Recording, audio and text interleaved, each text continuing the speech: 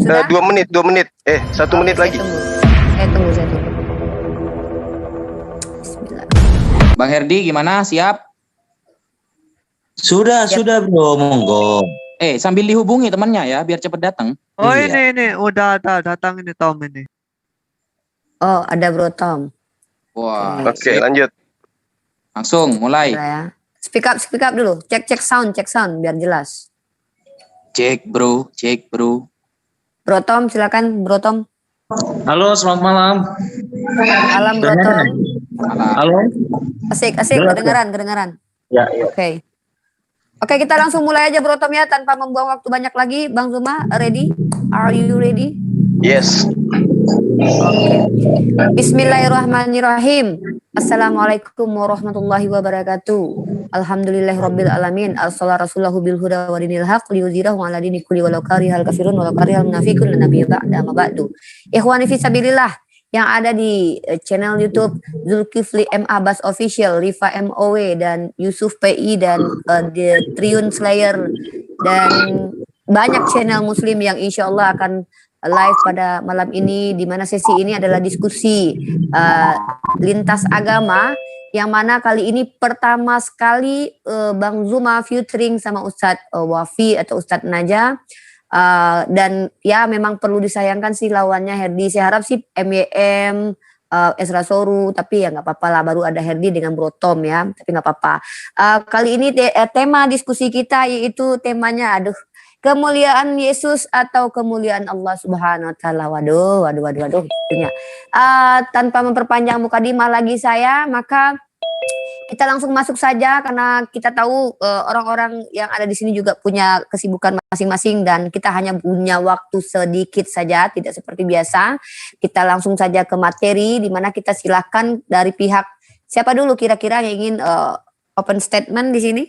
Kristen dulu lah. Kristen dulu. Oke, dari Hormati pihak tamu. Kristen kita hormati tamu kita untuk open statement dari kalangan Kristen, yaitu yang diwakili oleh Herdi alias Makilin Mak featuring Bro Tom. Silakan Herdi dan Bro Tom, sampaikan argumenmu 6 menit berdua dibagi 2, 3 menit satu orang dari sekarang. Go. Oke, siapa duluan? Bro Herdi apa saya?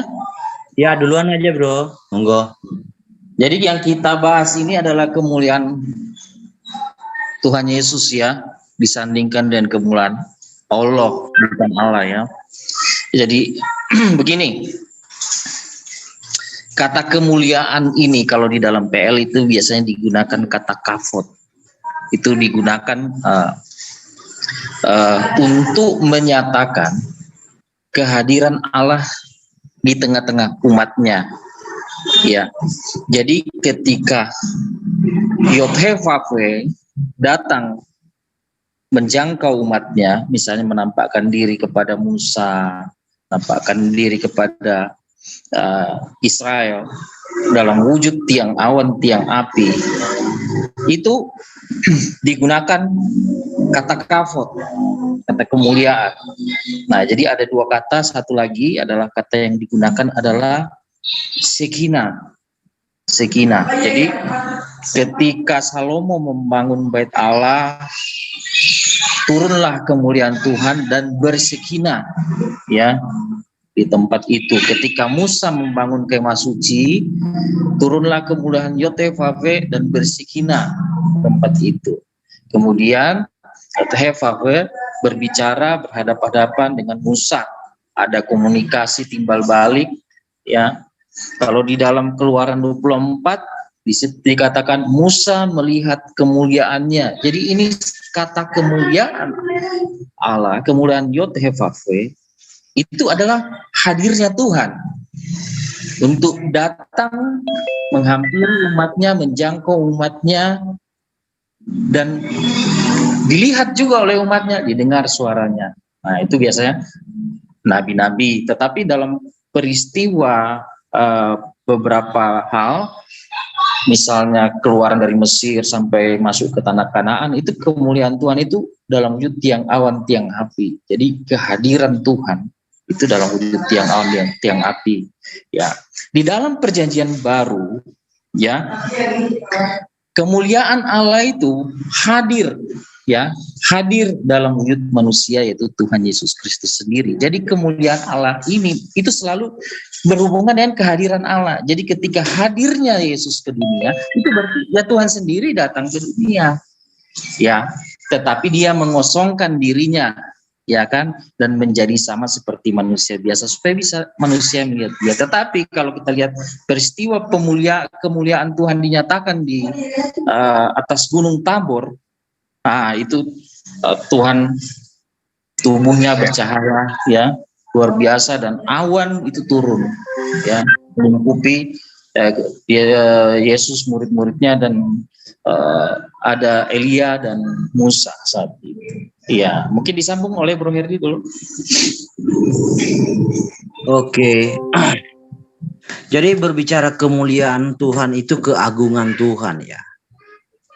Itu keagungan Tuhan, kuasa Tuhan itu digambarkan kemuliaan Tuhan. Jelas di dalam pernyataan-pernyataannya seperti di dalam Keluaran 25 itu dibahasakan bersekina. Kemuliaan Tuhan hadir di situ bersekina. Contoh ya seperti di dalam, saya boleh share nggak? Halo? Silakan. Oke. Keluaran 25 ya. Keluaran 25 ayat 22. Oke.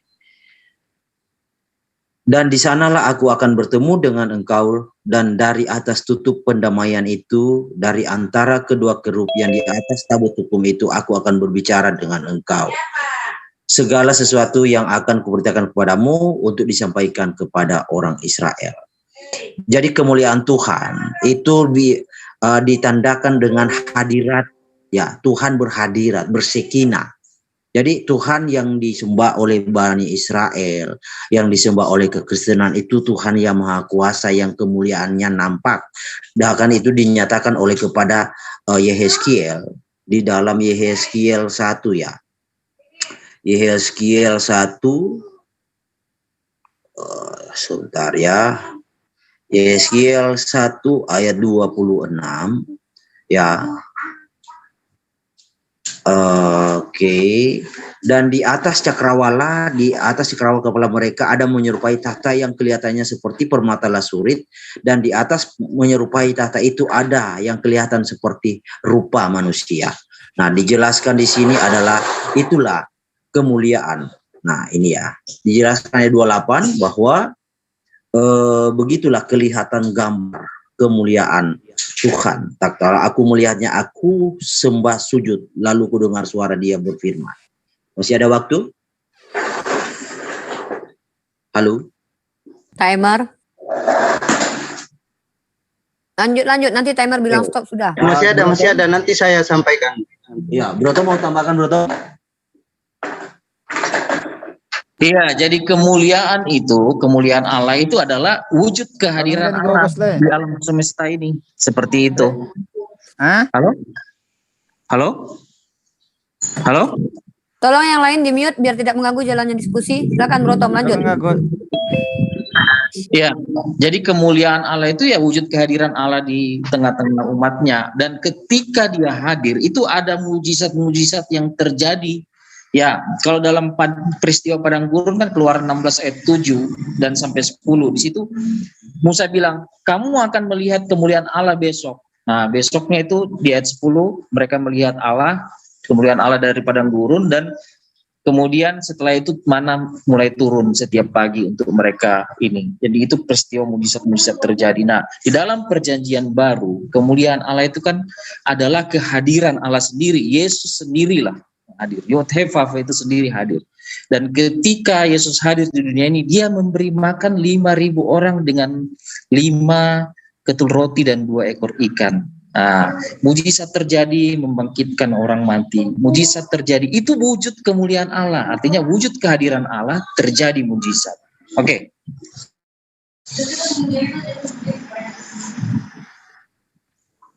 Oke, habis waktu. Ya. Oke.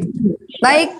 6 menit pertama sudah dihabiskan pihak Kristen untuk opening ya. Silakan buat pihak Muslim 6 menit kedua kita bagi dua. Silakan pihak Muslim mulai dari sekarang. Go. Monggo, Iya. Ustaz Zuma. Silakan. Antum. Jenengan dulu. Baik, bismillahirrahmanirrahim. Assalamualaikum warahmatullahi wabarakatuh. Ya, tema kita terkait dengan kemuliaan. Jadi ketika kita berbicara mengenai kemuliaan, berarti kita berbicara mengenai esensi yang maha suci, maha tinggi, maha mulia, ya, maha sejahtera, dan maha kekal. Dianggap sebagai mulia karena esensi ini adalah esensi yang mampu menjadikan segala sesuatunya itu menjadi sempurna. Al-Quran diantaranya mengatakan begini. Bismillahirrahmanirrahim. Laqad khalaqnal insana fi ahsani taqwim. Saking mulianya sampai kepada penciptaan makhluk-makhluknya juga itu diciptakan dengan sebaik-baiknya. Karena faktor kemuliaan membias kepada ciptaannya. Al-Quran juga menerangkan bahwa saking mulianya ini Allah Subhanahu wa taala sehingga ya dia memperindah penciptaan makhluk. Alladzi ahsana kulla syai' khalaqa wa bada'a khalqa insan min tin. Jadi kesempurnaan daripada kemuliaan Allah itu berbias terhadap makhluk yang diciptakan. Jadi akibat kemuliaan Allah mencipta dengan keindahan-keindahan terhadap apa yang kemudian ada melekat pada ciptaan yang merupakan adalah buah karya daripada dirinya sendiri. Nah, ini yang menjadi acuan di dalam mengajarkan bahwa Allah pencipta langit dan bumi itu mulia disebabkan oleh karena kita lihat aspek daripada kesempurnaan dia di dalam menciptakan. Di dalam Al-Quran juga diterangkan bahwa Allah lah yang menjadikan bumi untukmu sebagai tempat menetap dan langit sebagai atap dan membentukmu lalu memperindah rupamu. Ini bentuk kemuliaan Allah. Dialah yang menciptakan langit dan bumi dengan tujuan yang benar. Dia membentuk rupamu lalu memperbagus rupamu dan kepadanya tempat kembali. Ya, ini adalah bentuk daripada kemahamuliaan Allah. Nah, jadi kemahamuliaan Allah itu tidak mungkin kemudian ternoda ya dengan hal-hal yang bersifat paganisme. Allah menerangkan di dalam surah Al-Mu'minun ayat 14, Maha Suci Allah, pencipta yang paling baik. Jadi kemuliaan Allah itu terjaga dengan baik. Kemahasuciannya itu terjaga dengan baik. Kenapa? Karena dia adalah esensi yang mulia. Kalau esensi yang ternoda, ya itu bukan mulia namanya. Ya, biasanya itu jatuhnya kepada keberadaan makhluk yang dicipta dengan sempurna, tetapi kemudian makhluk ini yang menjatuhkan dirinya dalam kebinasaan dengan cara meninggalkan akal sehat. Demikian sementara. Oke, silakan Ustaz. Ya. Bismillahirrahmanirrahim. Ketika kita berbicara tentang kemuliaan Allah Subhanahu wa taala, maka erat kaitannya dengan hal-hal yang terjadi kepada sifat Allah dan yang terjadi kepada zat Allah. Di dalam Al-Qur'an, surah An-Nahl ayat 60 Allah berfirman, "Lilladzina la yu'minuna bil akhirati mathalus su' walillahil mathalul a'la wa huwal azizul hakim." Orang-orang yang tidak beriman kepada kehidupan akhirat mempunyai sifat yang buruk dan Allah mempunyai sifat yang maha tinggi dan dialah yang maha perkasa lagi maha bijaksana. Diperkuat lagi dengan surah Al-A'raf ayat 180 bahwa Allah Subhanahu wa taala sendiri berfirman, "Walillahil asmaul husna fad'uuhu biha." Allah lah yang hanya memiliki nama-nama yang mulia, maka kita sebagai hamba wajib berdoa kepada Allah Subhanahu wa taala. Wa dzarul ladzina yulhiduna fi asma'ihi sayujzauna ma kanu ya'malun. Dan tinggalkanlah orang-orang yang menyimpang dari kebenaran dan menyebut dan memahami nama-nama Allah yang indah tersebut, nanti mereka akan mendapatkan balasan terhadap apa yang telah mereka lakukan. Dua ayat itu menunjukkan Allah yang maha mulia. Maka dari itu kita sebagai hamba diajarkan untuk berdoa kepada nama yang maha mulia dengan sifat-sifatnya yang sangat mulia. Tentunya di dalam Al-Quran surah Al-Furqan ayat 58 juga diperkuat. Allah Subhanahu wa taala berfirman, wa tawakkal 'alal hayyil ladzi la yamut, dan bertawakkallah kepada Allah yang maha hidup dan tidak pernah akan mati. Allah memiliki sifat qidam yang tidak ada awalnya, dan Allah memiliki sifat baqa yang tidak akan pernah ada akhirnya. Di dalam Al-Quran tertulis, huwal awwal wal akhir wal zahir wal batin. Allah adalah zat yang paling pertama, tidak ada permulaannya, dan Allah tidak akan pernah mati sampai kapan saja. Allah Subhanahu wa taala juga berfirman di dalam surah Fatir ayat 44, "Wa ma kana Allahu liyu'jizahu min syai'in fis samawati wa fil ardh wala fil ardh." Tidak ada satupun di langit dan di bumi yang mampu melemahkan Allah Subhanahu wa taala.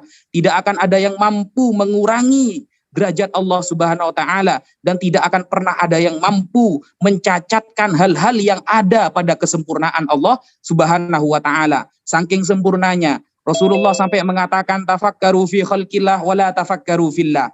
Kalian berpikirlah tentang ciptaan Allah saja. Bersyukurlah kalian, janganlah kalian berpikir tentang bagaimana Allah, karena Allah tidak akan pernah bisa dibayangkan. Allah lah yang maha sempurna. Maka dari itu para ulama mengatakan, wa ma khatara fi balika fallahu bi khilafi dalika. Apapun yang terlintas dari hati kita, maka Allah tak seperti itu. Itu menunjukkan kemuliaan Allah Subhanahu wa taala. Baik, terima kasih sudah selesai open statement, dan kini masuk sesi tanggapan 6 menit buat pihak Muslim dan Kristen. Silakan ditanggapi langsung oleh pihak Kristen 6 menit mulai dari sekarang, berbagi timer. Silakan, go. 6 menit ini maksudnya tanggapan atau pertanyaan? Silakan menanggapi dulu, nanti sesi bertanya setelah ini. 6 menit dari sekarang, silakan, go. Oke, begini. Kalau saya lihat dari penjelasan Ustadz Suma dan kawan kita Ustadz Najam, begini, gambaran dari Allah itu adalah untuk mengetahui dia adalah melihat alam ciptaannya ini seperti itu. Namun di sisi yang lain, ya kawan-kawan tadi menyinggung bahwa tidak mungkin dia sama dengan ciptaannya. Kan seperti itu. Nah, tetapi di sisi lain, Pak Ustadz Naya tadi mengatakan, Allah itu tidak bisa dibayangkan. Jadi bagaimana Allah itu bisa dikenal oleh umatnya? Ya, karena di satu sisi ada statement bahwa bisa lihat alam ciptaan ini untuk mengenal dia. Tetapi di sisi yang lain, bisa seperti panteisme dong. Kan begitu ya, artinya ya di dalam alam ciptaan itu bisa ada wujud-wujud Allah yang kelihatan, kan begitu, seperti itu. Nah, tetapi di sisi yang lain penjelasan Ustadz aja, Allah tidak bisa dibayangkan. Jadi bagaimana sebenarnya umat Islam itu bisa mengenal Allahnya?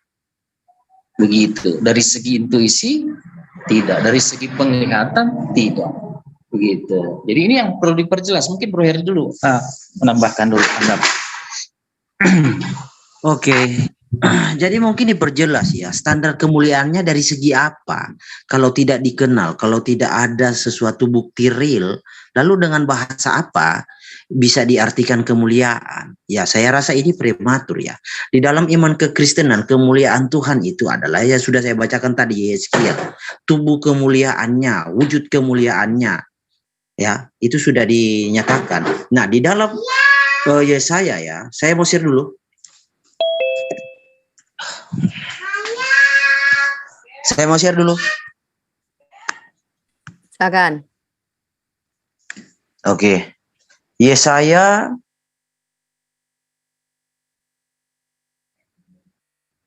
Yesaya 42 ayat 8. Oke.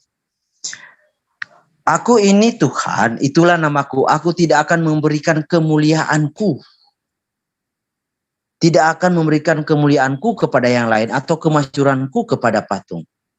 Yesus memiliki kemuliaan. Dan kemuliaan Yesus adalah menebus umat manusia. Umat seluruh manusia yang mau percaya kepadanya. Itu kemuliaannya, keagungannya. Ya. Nah, jika Allah dibahasakan kemuliaan, Allah itu mulia, mulianya bukti konkretnya apa? Kemuliaan dalam hal apa? Yang bukti realnya. Bukan narasi ya, bukan asumsi ya. Kita berusaha ini ya kawan-kawan ya. Kita berusaha ini mengedukasi semua pendengar-pendengar dengan data-data. Artinya jika Allah itu bisa dinarasikan, mulia, apanya yang mulia? Datanya mana? Kemuliaan Allah apa? Datanya mana? Ya seperti itu ya kawan-kawan. Broto mau tambahkan? Ya, jadi kalau di dalam konsep Kristen, kemuliaan Allah, kafur, dan wujudnya sekina itu, kemudian berwujud dalam kehadiran Tuhan Yesus di muka bumi ini. Itu berarti kehadiran Tuhan sendiri datang menjangkau umatnya supaya umatnya itu tidak salah kenal, nggak salah tebak, nggak salah menghalukan gitu, jadi halu gitu kan. Jadi kenyataan Yesus ke dunia ini tidak membuat orang salah jalan lagi. Makanya Tuhan Yesus bilang, akulah jalan, kebenaran, dan hidup. Kata hidup di situ itu ditulis mengacu kepada kata haya yang menunjukkan bahwa Yod-Heh-Vav-He itu adalah sumber hidup sendiri.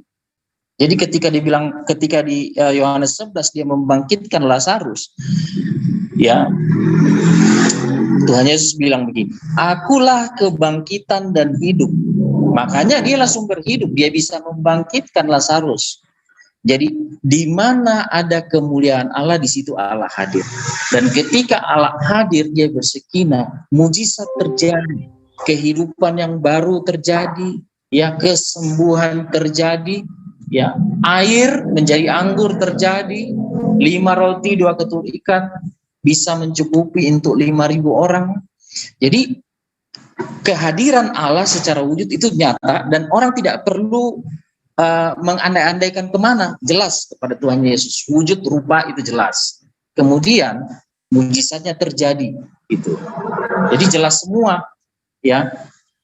Jadi makanya tadi dari penjelasan Pak Ustadz keduanya itu di satu sisi mengatakan kemuliaan Allah berbias pada ciptaan, buah karya dari dirinya sendiri, ya kan? Tapi Pak Ustadz yang kedua bicara Allah tidak bisa dibayangkan. Jadi bagaimana? Nah, dan kalau kita mau melihat lagi lebih jauh, apa mujizat Allah di dalam Quran yang terjadi benar-benar pada umatnya, yang bisa dilihat gitu, nyata gitu. Masih ada 39 detik, Bro Herdi, silakan Bro.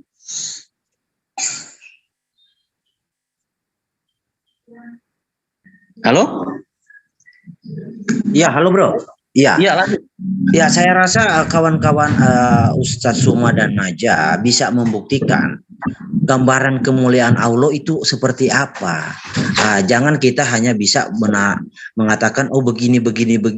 Ya, contoh ya sudah diungkapkan oleh Bro Tom dari awal, kemuliaan Tuhan Israel itu dalam tiang awan, tiang api bersekinah, itu kemuliaan, keagungan, itu berbicara kemuliaan nyata, real, ada fakta, begitu bro.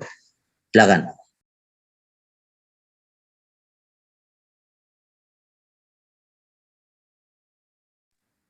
Oke, waktu sudah habis. Pihak Kristen silakan, pihak Muslim menanggapi.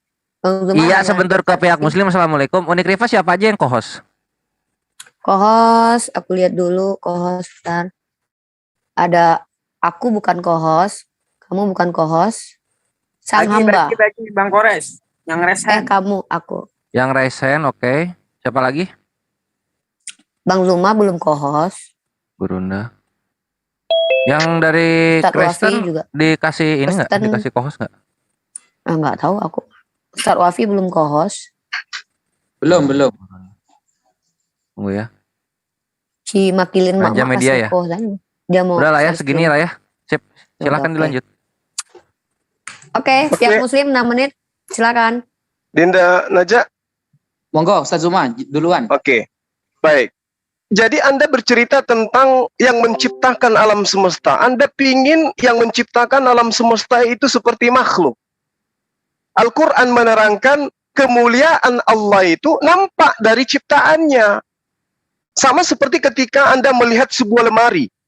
Lemari itu indah. Ya, lemari itu cantik, apik dia. Lekukan-lekukan daripada lemari itu indah sekali. Tentu meskipun Anda tidak melihat yang membuatnya, pasti Anda yakin bahwa meja ini tidak mungkin tercipta sendiri. Ada yang membuatnya, meski Anda tidak melihat siapa yang membuat meja tersebut. Kecantikan dan keunikan meja ini akan melahirkan kekaguman Anda terhadap pembuatnya. Subhanallah. Inilah alam semesta diciptakan oleh Allah. Siapa Allah itu? Laisa kamislihi syai' wa huwas sami'ul basir. Tiada satupun yang bisa diserupakan dengan Allah. Jadi ketika Anda mengatakan Allahmu, Tuhanmu itu yang kayak mana? Saya mau menggambarkan ya pencipta alam semesta ini seperti apa. Sementara dia itu wujud ada, tetapi kita sebagai ciptaan tidak mampu kemudian mengilustrasikan wujudnya dia itu seperti apa. Tapi dia ada. Dia menerangkan dirinya sendiri. Allah maha mendengar, lagi maha melihat. Surah Asy-Syura ayat 11 kalau saya tidak salah. Ini jelas. Allah itu ada. Pembuat mejanya, pembuat lemarinya ada. Meski saudara-saudara tidak pernah melihat tukangnya. Makanya kemuliaan Allah itu nyata. Di dalam Al-Quran seperti yang saya torehkan tadi kepada sahabat-sahabat. Allazi ahsana kulla syai' khalaqahu wa bada akhlaqal insan min tin. Yang memperindah segala sesuatu yang dia ciptakan. Siapa dia? Allah. Anda ingin melihat mana Allahnya, mana Tuhannya? Loh, Tuhan kami itu Tuhan yang disembah oleh para nabi. Tuhan yang disembah oleh Yesus. Apa kata Yesus? Bapa yang mengutus aku, dialah yang bersaksi tentang aku. Kamu tidak pernah mendengar suaranya, rupanya pun tidak pernah kamu lihat. 1 Yohanes 4 nomor 12, tidak ada seorang pun yang pernah melihat Allah. Jika kita saling mengasihi, Allah tetap di dalam kita dan kasihnya sempurna di dalam kita. Allah itu kasihnya menyertai manusia, tapi wujud tidak ada manusia yang pernah melihat. Bahkan Paulus mengajarkan di dalam Ibrani 11 nomor 6. Tetapi tanpa iman kita tidak mungkin orang berkenan kepada Allah. Sebab barang siapa berpaling kepada Allah, dia harus percaya bahwa Allah ada. Dan bahwa Allah memberi upah kepada orang yang sungguh-sungguh mencari dia. Allah itu ada, tapi tidak dilihat. 1 Timotius 11 nomor 17. Hormat dan kemuliaan sampai selama-lamanya bagi Raja segala zaman. Allah yang kekal, yang tak nampak, dan maha esa. Amin. Silakan Adinda. Ya, bismillahirrahmanirrahim. Allah Subhanahu wa taala mengatakan di dalam Al-Qur'an, badi'us samawati wal ard. Allah lah yang pertama kali menciptakan langit dan bumi dan isinya. Siapa selain Allah yang bisa menciptakan? Seperti itu. Nah, ketika teman kita dari Kristen mengatakan bahwa mana kok tidak nampak, sehingga kita tidak bisa melihat bagaimana kekuasaan Allah, maka saya bisa bertanya balik, apakah di dalam kitab Anda, di dalam Bible Anda, ketika menciptakan langit, terang, gelap, bumi, apakah saat itu Tuhan nampak? Tidak. Makanya Yohanes 5 ayat 37 atau butir 37 mengatakan bahwa Tuhan yang benar itu yang tidak dapat didengar dan tidak pernah nampak. Yesus kan baru saja nampaknya. Ketika sudah ujuk-ujuk mengatakan bahwa ada istilahnya penebusan dosa. Dulu awal-awal ketika di Bible kamu mengatakan bahwa menciptakan terang ini dan itu, apakah saat itu nampak? Siapa saksinya yang mengatakan bahwa itu nampak? Juga tidak kan? Maka jangan pernah Anda membandingkan Allah Subhanahu wa taala dengan Tuhan yang hanya kemuliaannya itu diberikan oleh Zat yang Maha Kuasa. Ketika kamu mengatakan bahwa kepadamu diberikan kerajaan langit dan surga, maka siapa yang memberikan kekuatan itu kepada Yesus? Berarti ada Zat yang memberi, ada Maha Kuasa yang memberi kepada Yesus. Sehingga apapun yang diucapkan Yesus, itu semuanya datang dari Bapa Allah, bukan dari dirinya. Sesuai Yohanes 17 ayat 8. Semua firman itu disampaikan oleh Yesus, dan itu bukan dari pribadi Yesus. Diperkuat dengan Yohanes 8 ayat 54, bahwa aku sama sekali tidak punya kemuliaan. Itu perkataan Yesus sendiri. Karena kemuliaanku datang dari Bapa Allah. Apakah itu yang disebut dengan kemuliaan? Kalau Allah kita itu memiliki kemuliaan dari dirinya sendiri. Makanya Allah memiliki sifat qiyamuhu binafsihi, berdiri dengan zatnya sendiri tanpa ada yang memberikan, dan Allah ghaniyul hamid, Allah maha kaya tak butuh kepada apapun. Beda dengan Yesus yang hanya kemuliaannya dikasih, Kemudian Yohanes 17 ayat 3 ternyata masih utusan. Dalam hal-hal lain masih butuh ini. Bahkan makan ikan goreng saja butuh minyak. Makan roti tanpa ragi masih butuh lagi. Apakah itu yang dinamakan Tuhan? Oh tidak kawan ya. Tuhan itu tidak butuh seperti itu. Dan Tuhan tidak akan pernah lapar. Apalagi tidur. Tidak. Dan Tuhan tidak usah berdoa sampai turun ke bumi untuk menebus dosa. Karena Allah yang memiliki sifat maha kuasa, maka Allah yang bisa mengampuni dosa. Yaitu dengan cara mereka harus bertaubat. Tidak usah turun ke bumi, ngapain? Kok gak ada wibawanya banget, kan seperti itu. Nah, itu namanya Allah. Itulah namanya Tuhan yang maha kuasa. Seperti itu. Sekian.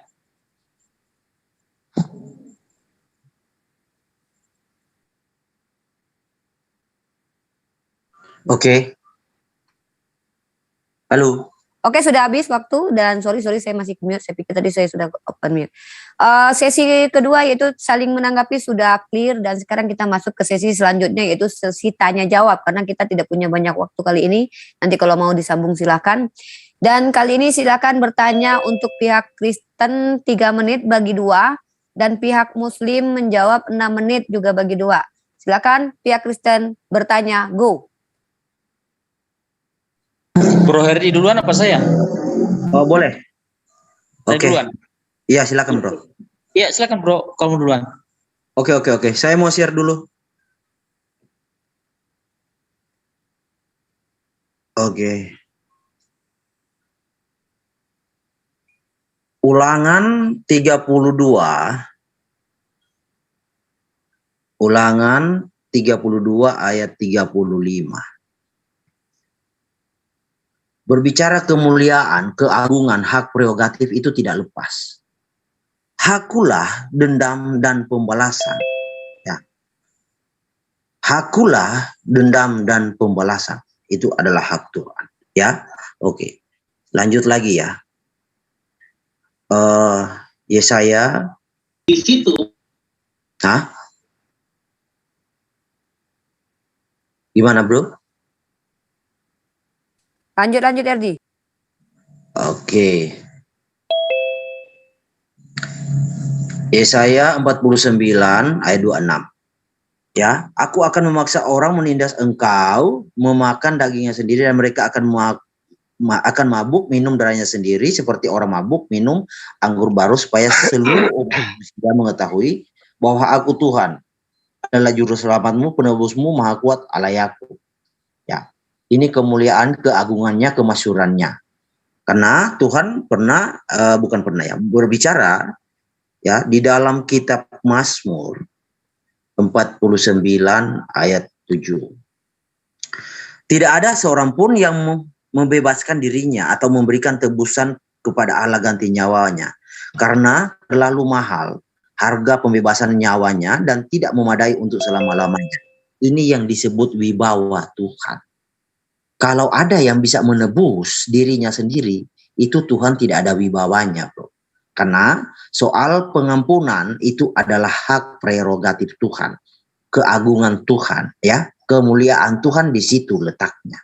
Nah, kalau kita berbicara kemuliaan ini, dari tadi kan sudah nggak bisa jawab. Nah, di dalam kekristenan, seperti yang sudah saya paparkan. Nah, apakah di dalam Islam kemuliaan Allah tergambar seperti yang saya bawakan atau seperti yang dikatakan Tuhan yang benar adalah Tuhan yang disembah Bani Israel, yaitu dia yang bertindak sebagai juru selamat dan penebus dan dia tidak akan memberikan kemuliaannya kepada yang lain. Yesaya 48 dan kemasyurannya kepada patung. Monggo Bro Tom. Tanya ya, masih ada berapa menit? Oh, masih ada waktu untuk Herdi 1 menit.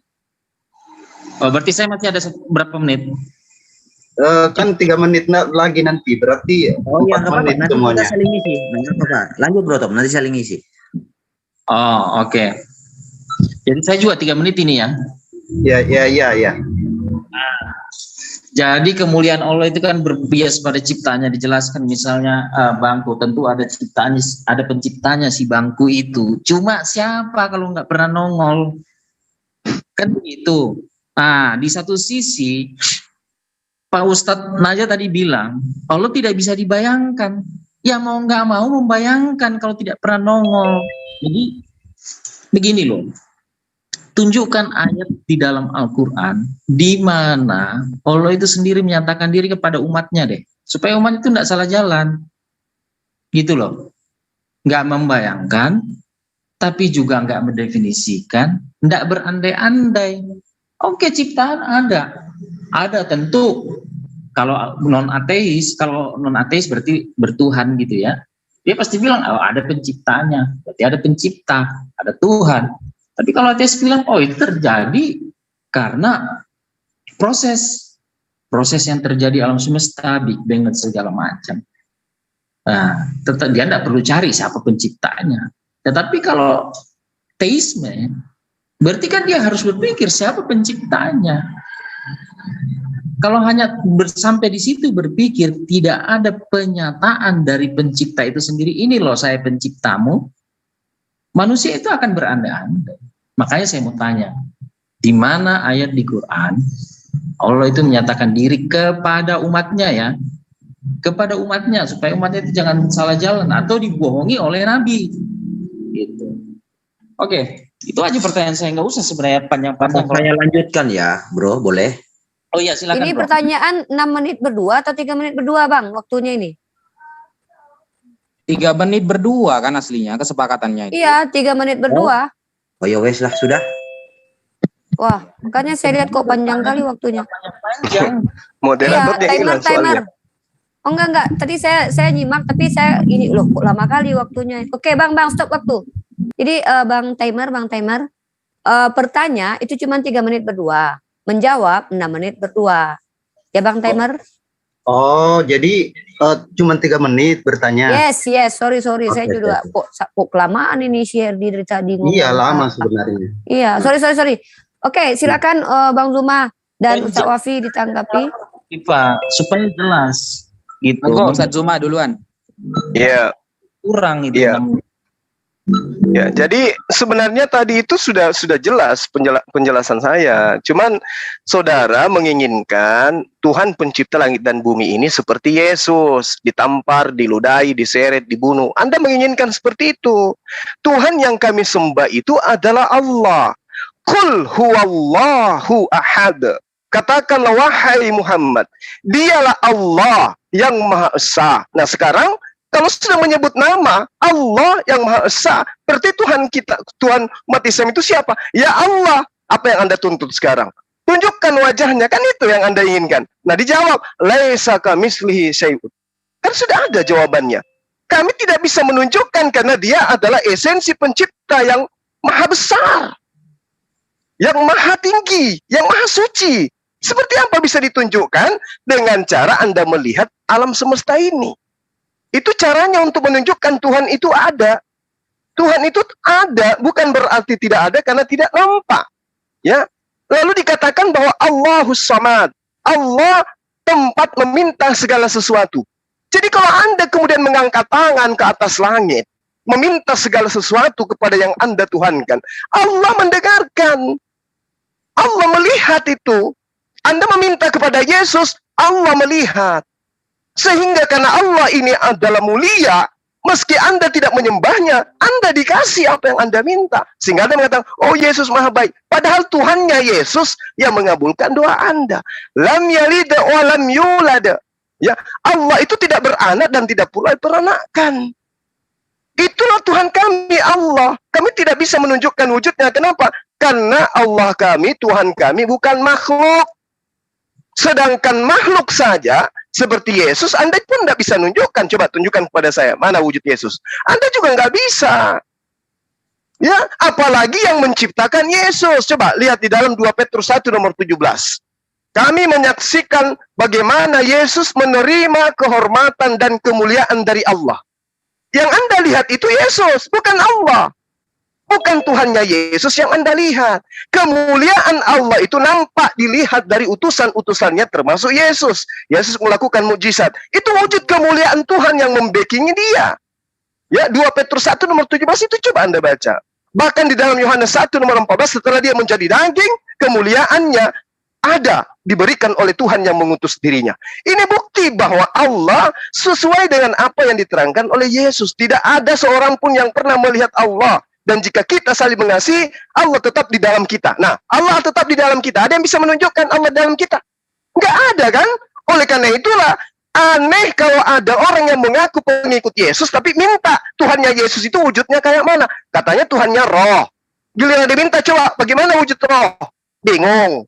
Nah, itulah yang kami katakan, laisa kamitslihi. Tidak ada yang sama seperti Allah. Demikian. Silakan, Ustaz Wafi. Bismillahirrahmanirrahim. Ketika Anda mengatakan dan menyamakan Allah harus turun ke bumi sebagaimana Yesus, maka saya juga bisa mengatakan, tolong tunjukkan sekarang Yesus itu juga.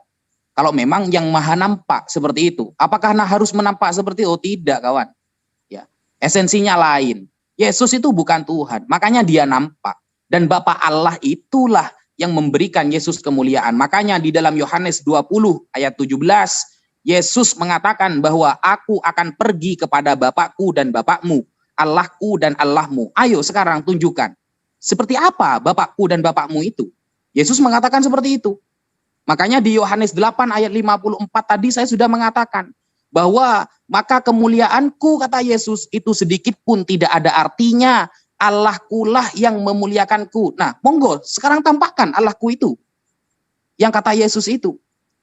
Bahkan ketika Yesus berdoa pun dalam Matius 18 ayat 19 juga mengatakan permintaan mereka itu akan dikabulkan oleh Bapa Allahku di surga. Beberapa kali Yesus mengatakan Allahku di surga dalam Bible. Ayo sekarang tampakkan Bapakku di surga, Allahku itu. Matius 12 ayat 50, Matius 15 ayat 13. Kemudian Matius 16 ayat 17, Allahku di surga. Kalau Tuhan kita ya tidaklah. Ngapain Tuhan butuh tempat? Tuhan tidak butuh tempat. Nah, kalau memang ingin ditampakkan, monggo tampakkan sekarang. Mumpung kita sudah ada di dunia sama-sama menyaksikan. Karena pertanyaan seperti Anda itu sudah didahului oleh orang-orang Yahudi dulu. Oleh orang-orang kafir dulu pernah. Bahkan oleh kaumnya Nabi Musa ketika mengatakan, lan nu'mina laka hatta narallaha jahrah. Kami tidak akan beriman kepada kamu, wahai Musa, sebelum kami melihat Allah secara mata kepala saya. Itu sudah pernah ditanyakan.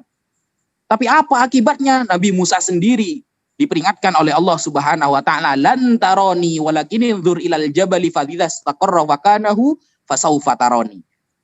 Itu menunjukkan bahwa Allah tidak harus nampak lalu kemudian ujuk-ujuk makan ikan goreng, apalagi sampai berkelahi dengan Yakub.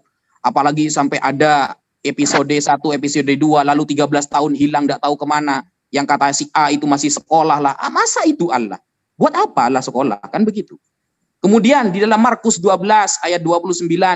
Tuhan Allah kita itu Tuhan itu Esa. Makanya saya lebih percaya Yohanes daripada Anda. Kenapa? Yohanes sendiri mengatakan dalam ayat 5-nya, butir yang ke nomor 37, bahwa Tuhan yang benar itu tidak nampak dan tidak pernah kedengeran. Saya lebih percaya Yohanes daripada Anda yang berusaha menyamakan Yesus dengan Allah Subhanahu wa taala, yang sebenarnya kemuliaan Yesus itu tidak ada artinya. Semuanya dari Bapa Allah. Oke, terima kasih. Kemuliaan Yesus tidak ada artinya menurut Ustaz Wafi dan juga penjelasan Mbak Luma, semoga dipahami. Baik, sekarang bergantian time bertanya untuk pihak muslim, kemudian silakan jadi gini, saya tambahkan 4 menit karena tadi juga ada 4 menit ya. 3 menit aja, tetap konsisten. 3 menit aja, oke. 3 menit aja. Silakan untuk pihak muslim melanjutkan 3 menit. Ini masih muslim tadi ya? Waktu yang tadi Muslim bertanya 6 menit, nanti Kristen menjawab. Muslim bertanya 3 menit, silakan Bang Zuma dengan Ustaz Wafi 2 pertanyaan. Go. Ya, Dinda, Wafi silakan. Duluan Ustaz Zuma. Oke. Pertanyaan saya kepada saudara, ketika kemuliaan Yesus itu adalah kemuliaan yang diberikan oleh Tuhan yang mengutus dia, bisakah Anda menunjukkan ada kemuliaan Yesus yang berasal dari dirinya, murni dari dirinya? Tolong tunjukkan itu. Karena Yesus mengatakan, dan aku telah memberikan kepada mereka kemuliaan. Kemuliaan yang engkau berikan kepadaku. 2 Petrus 1 nomor 17, kami menyaksikan bagaimana Yesus menerima kehormatan dan kemuliaan dari Allah. Filipi 4 nomor 19, Allahku ia akan memenuhi segala keperluan menurut kekayaan dan kemuliaan Allah di dalam diri Yesus. Yohanes 1 nomor 14, kemuliaan yang diberikan Allah kepada Yesus. Ada enggak kemuliaan Yesus itu? Selain daripada kemuliaan yang diberikan oleh Allah. Silakan. Ya, Oke, pertanyaan saya, seperti di dalam Imamat 19:31 atau Yesaya 43:11, bahwa Yesus tidak pernah menyebut dirinya sebagai Tuhan, sebagaimana Tuhan menyatakan dirinya sebagai Tuhan. Saya ingin tahu, apa eksistensi Yesus atau sifat keilahian Yesus yang ada di bumi, dan itu tidak pernah dilakukan oleh orang selain Yesus. Itu pertanyaan saya. Sifat keilahian, ketuhanan Yesus yang ada di bumi, dan itu tidak pernah diberikan kepada orang lain selain Yesus, dan itu ditampakkan kepada seluruh manusia. Bawa ayatnya, bukan asumsi ya, bawa ayatnya. Seperti itu. Oke, 2 pertanyaan meluncur, waktu masih sisa, saya coba untuk kembali ulangi agar tidak berkelok-kelok jawabannya. Pertama dari Bang Zuma, tunjukkan kemuliaan yang datang dari diri Yesus sendiri, bukan dimuliakan. Kemudian, menurut Imamat 19:31 bahwa Tuhan menyatakan bahwa dirinya adalah Allah. Apa eksistensi atau apa bukti bahwa yang dilakukan Yesus itu hanya dilakukan oleh dirinya sendiri dan tidak pernah dilakukan orang lain? Waktu masih pihak Muslim, silakan ditanggapi oleh teman-teman Kristen. Saya serahkan waktunya sisanya untuk kalian. Terima kasih. Stop waktu langsung saja, biar tidak membuang waktu. Udah siap? Saya rasa sudah jelas ya pertanyaannya. Silakan dijawab pihak Kristen. Mulai dari sekarang, go. Siap ya. Jadi begini, saya bertanya, tunjukkan satu ayat di dalam Quran di mana Allah itu menyatakan dirinya kepada umatnya sebagai wujud kemuliaannya. Tidak dijawab. Dan semuanya ngambil Alkitab tanpa pemahaman yang jelas. Ya, jadi pertanyaan kami itu susah memang dijawab karena memang Allah tidak pernah hadir di tengah-tengah dunia ini. Tapi konsepnya Pak Naja tadi bilang, oh Allah itu tidak bisa dibayangkan. Ya gimana? Mau nggak mau membayangkan, Pak. Ya. Jadi walaupun ada tulisan di Quran, katamu Nabi Muhammad begini, tapi katamu Nabi Muhammad begini, gitu ya. Dan katanya Nabi itu yang dikatakan Nabi Muhammad itu adalah isi Quran itu berasal dari malaikat Jibril, dari Allah. Allah sendiri yang berbicara. Ya, misalnya di dalam ayat bilang surah 10 ayat 3 misalnya, sesungguhnya Tuhan kamu ialah Allah yang menciptakan langit dan bumi dalam bla bla bla. Kemudian disuruh ya, maka sembahlah Dia. Jadi apakah Allah sendiri ini terus dia suruh lagi sembahlah Dia? Dia siapa? Jadi orang bisa berasumsi macam-macam, kecuali si pencipta itu datang sendiri. Dan harus tahu, kekristenan itu baca kitab Kejadian. Ya, Yod-Heh-Vav-Veh itu hadir, berbicara, ngobrol dengan Adam, gitu loh. Berjalan-jalan di taman dengan Adam. Ketika Adam dan Hawa jatuh dalam dosa, ya, barulah Adam dan Hawa ini terputus hubungannya dengan Tuhan. Tuhan itu tetap ingin bersekutu, bersekinah, umatnya. Itulah Allah Yod-Heh-Vav-Veh ya datang dalam rupa manusia. Tapi di dalam sepanjang perjanjian lama dia juga menyatakan dirinya dalam rupa manusia. Ya, dalam Yeskiel pasal 1 kemuliaan Allah terlihat oleh Nabi di tepi sungai Kebar. Ya. Jadi saya heran juga di dalam Quran menyebut-nyebut Musa. Ya, tetapi di dalam Keluaran itu jelas loh. Musa melihat kemuliaan Tuhan. Saya sudah tadi tunjukkan ayatnya kan. Ya, di Keluaran pasal 16 ayat 7 dan 10 itu tidak hanya Musa. Jadi Musa itu tidak bisa membohongi orang Israel. Orang Israel umat Tuhan juga melihat kemuliaan Tuhan. Kemuliaan Tuhan itu dalam konsep perjanjian lama, tanah, dan perjanjian baru adalah kehadiran Tuhan.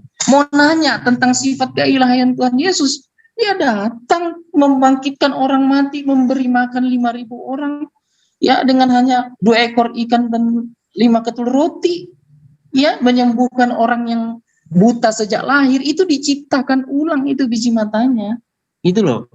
Jadi ya cobalah ditanyakan dengan benar, siapakah Yesus itu? Yesus itu wujud kehadiran Allah, dia sendiri. Gitu ya. Ketika dia seperti manusia datang hadir di dunia, karena manusia ini kan sudah jatuh dalam dosa, sifatnya munafik. Kalau dia datang dengan kemuliaannya langsung semua orang nyembah. Orang-orang munafik ini harus dipisah-pisahin dulu.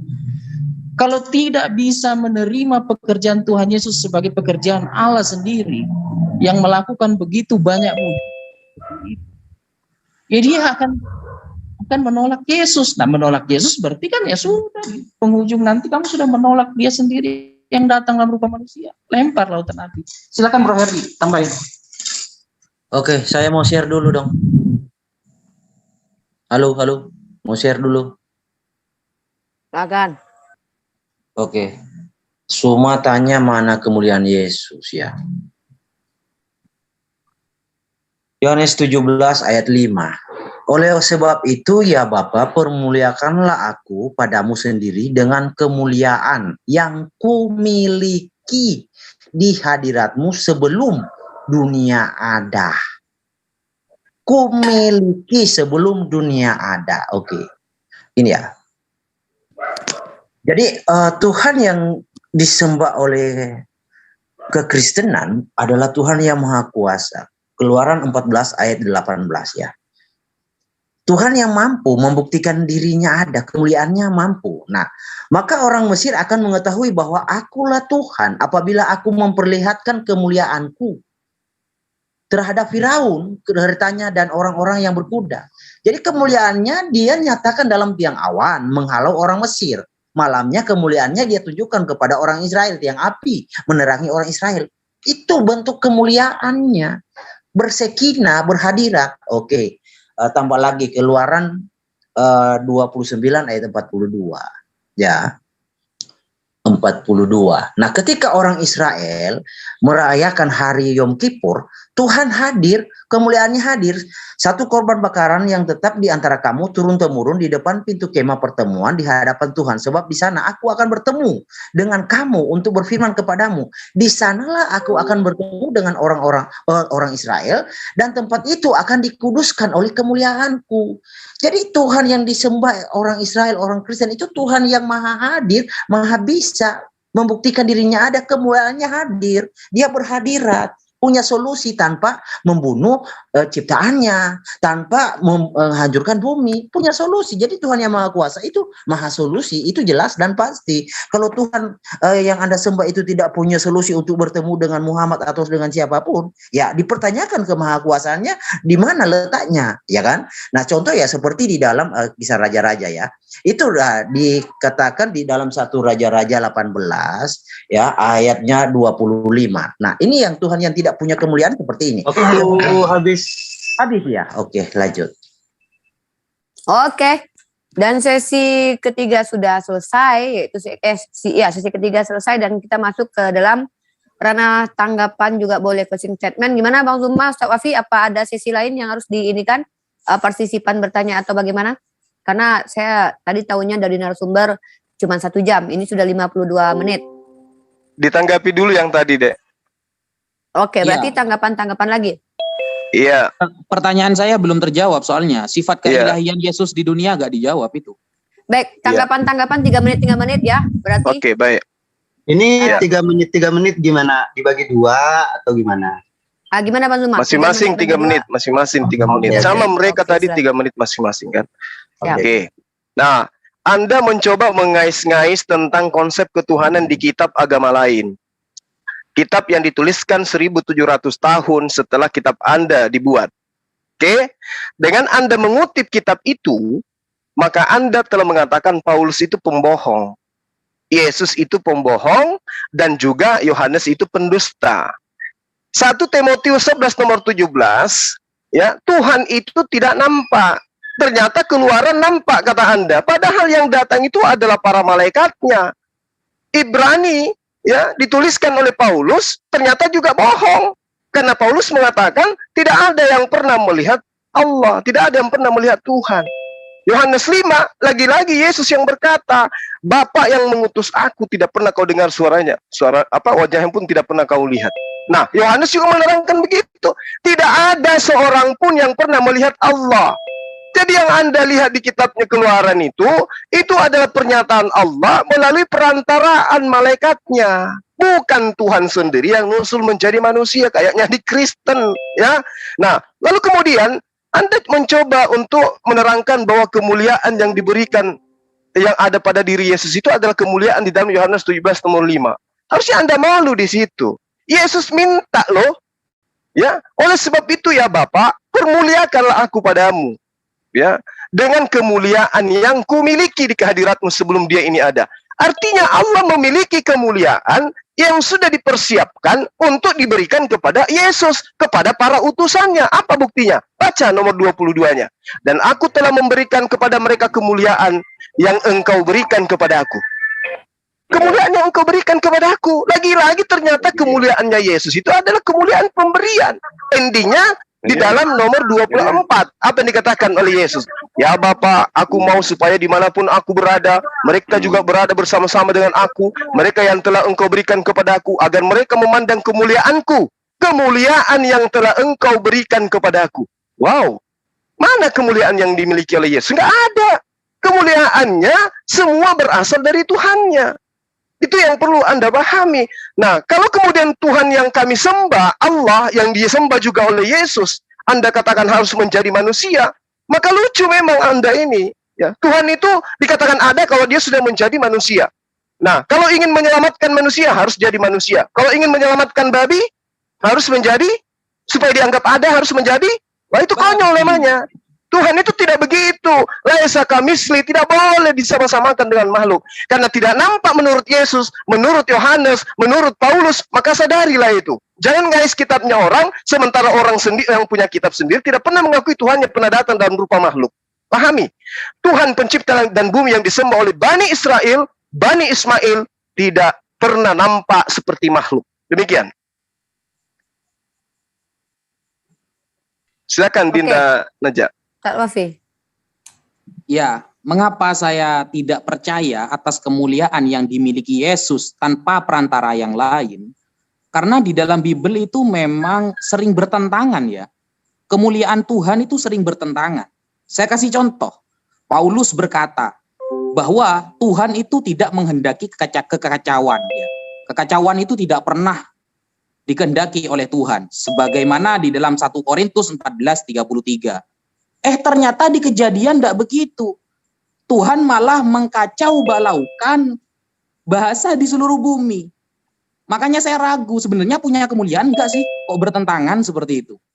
Kemudian, katanya Tuhan itu setiap orang tidak bisa bersembunyi dari hadapan Tuhan. Jadi Tuhan itu selalu memenuhi langit dan bumi. Katanya Yeremia 23, butir 23 sampai 24. Ternyata di Kejadian 3, butir 8 dikatakan manusia dapat pergi dari hadapan Tuhan. Apalagi sampai Tuhannya mencari lokasi seseorang. Apakah Tuhan butuh handphone untuk share lokasi? Kan tidak. Contohnya di Kejadian 3 ya, ayat 8 ya, bahwa Tuhan sedang mencari dan bertanya lokasi seseorang. Masa itu kemuliaan? Tapi di Amsal disebutkan dengan tegas, Tuhan dapat melihat semuanya dan tidak ada yang tersembunyi dari penglihatannya. Oh, ternyata di Kejadian 3 ayat 8-nya Tuhan mencari lokasi dan bertanya kepada orang. Nah, karena banyaknya bertentangan ayat-ayat Bible tersebut, maka saya sampai sekarang ragu, sebenarnya Yesus itu apa sih sifat keilahiannya? Sifat keilahian yang ada pada diri Yesus sendiri di dunia. Kalau karena Alfa dan Omega, ternyata Melkisedek juga Alfa dan Omega. Kenapa ada dituhankan juga? Kalau karena roh katanya, tapi kenapa hembusan Tuhan tidak dituhankan juga? Sebagaimana Nabi Adam. Nah, jadi semua yang dimiliki Yesus itu tidak ada pada dirinya sendiri. Tidak muncul dari dirinya sendiri. Masih butuh Bapa Allah yang ada di surga. Sebagaimana perkataan Yesus sendiri. Nah, maka dari itu, ayolah kita berpikir, siapa sebenarnya pemilik kemuliaan dan siapa yang sedang diberi kemuliaan. Kalau Anda mengatakan Yesus itu sendiri memiliki kemuliaan, kan sudah ditentang sama Yesus sendiri. Yohanes 8 ayat 54 tadi, bahwa semua kemuliaanku datang dari Allah. Itu kata Yesus loh. tintanya tertulis merah itu. Apakah harus turun ke bumi hanya mengampuni dosa manusia yang ada di bumi? Ya kata Bang Zuma tadi, kalau ingin mengampuni dosa babi, apakah harus jadi babi? Kan tidak seperti itu. Sehingga kita harus mengerti siapa yang diberi kemuliaan dan siapa yang diberi kerajaan. Kalau sudah diberi berarti ada zat yang memberi, ada maha yang memberi. Sekian. Oke. Habis ini. Kak, berarti sekarang giliran Kristen 3 menit juga berarti ya, tak menanggapi. Baru closing statement begitu? Iya. Silakan, Herdi dan Tom. Iya, unik. Ya, aku dulu. Jadi kawan-kawan ini kita udah kasih definisi di awal ketika bicara kemuliaan Allah, kafut, sekina itu adalah kehadiran Allah. Ya, jadi kalau Yesus bilang permuliakanlah aku seperti yang aku miliki sejak dunia, itu artinya Yotevave itu menyatakan sendiri tubuh dan rupa yang muncul di hadapan manusia itu dinyatakan gitu bahwa dialah Yotevave itu sendiri. Jadi itu harus dipahami. Kalau nggak ngerti bahasa teologis saya sih paham karena memang dari penjabaran kedua Pak Ustadz ini nilai teologisnya sangat kecil sekali dan hampir saya tidak temukan sama sekali ya aspek teologis yang dijelaskan dari Quran. Bahkan ayat Quran pun hampir tidak ada penjelasan, lebih banyak menyinggung ayat Alkitab dan Alkitab itu dipahami sesuka hatinya gitu ya. Keilahian Yesus itu nyata, mengampuni dosa. Siapa yang bisa mengampuni dosa kalau bukan Allah itu sendiri? Ya kan? Siapa yang bisa membangkitkan orang mati? Siapa di perjanjian lama yang menyatakan yang membuat air menjadi darah? Di perjanjian baru membuat air menjadi anggur. Itu kan semua kenyataan gitu loh. Ya. Jadi Allahnya Pak Ustadz dua-duanya ya dari penjelasannya tidak bisa menyatakan diri, artinya tidak punya kemuliaan, artinya juga tidak ada eksistensi. Itu loh. Kalau misalnya di dalam Quran banyak sekali dikutip Musa, ya. Loh, kita nggak ngais-ngais perjanjian lama loh. Itu Musa di dalam perjanjian lama, dia melihat Allah, dia melihat Yotevave penyataan. Dan dia tidak sendiri, ada umat Tuhan sebagai saksinya. Tidak bisa seorang nabi hanya ngomong, ini Tuhan ngomong, tapi tidak ada buktinya. Umat tidak pernah lihat Tuhan yang mana. Ya, itu jelas sekali kawan-kawan. Jadi cobalah dimengerti ya. Kalau misalnya Yesus itu di dalam perjanjian lama, jelas sekali Abraham melihat 3 orang dalam rupa manusia kan. Allah itu muncul ya. Yesaya 40 di situ dikatakan, di situ dinubuatkan tentang Yohanes Pembaptis, dia datang berseru-seru untuk mempersiapkan jalan untuk Tuhan. Di ayat 9 dikatakan, lihat itu rajamu sudah datang, lihat itu Tuhanmu sudah datang. Sakaria 9 dikatakan, bersorak-soraklah rajamu datang, dia naik keledai. Itu semua digenapi oleh Tuhan Yesus. Kawan-kawan, di dalam Yohanes, di dalam Lukas, di dalam kitab Injil, dia datang, dia masuk, orang semua teriak melambai, Hosana, Hosana, diberkatilah dia datang dalam nama Tuhan. Gitu loh. Jadi nama Tuhan, kafot, sekina, itu adalah tengah-tengah dunia ini, dia hadir di situ, gitu ya. Nah, umat Muslim mengais-ngais Torah loh. Tapi tidak ada pembuktian di dalam Quran, ya, tidak ada pembuktian di dalam nabinya, di dalam umat Islam sendiri, nggak ada pembuktian yang sejajar dengan Torah, gitu loh. Mengutip Musa, mengutip Ibrahim, tidak ada pembuktian yang setara. Silakan Bro Herdi.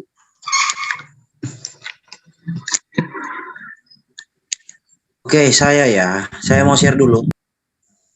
Halo. Silakan.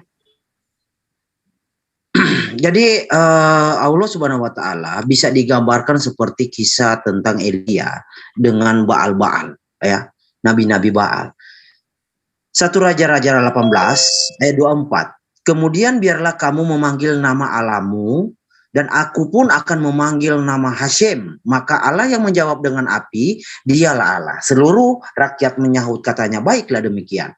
Kemudian Elia berkata kepada Nabi Baal itu, pilihlah seekor lembu, olah itu dahulu karena kamu ini banyak. Sesudah itu panggillah nama Allahmu, tetapi kamu tidak boleh menaruh api.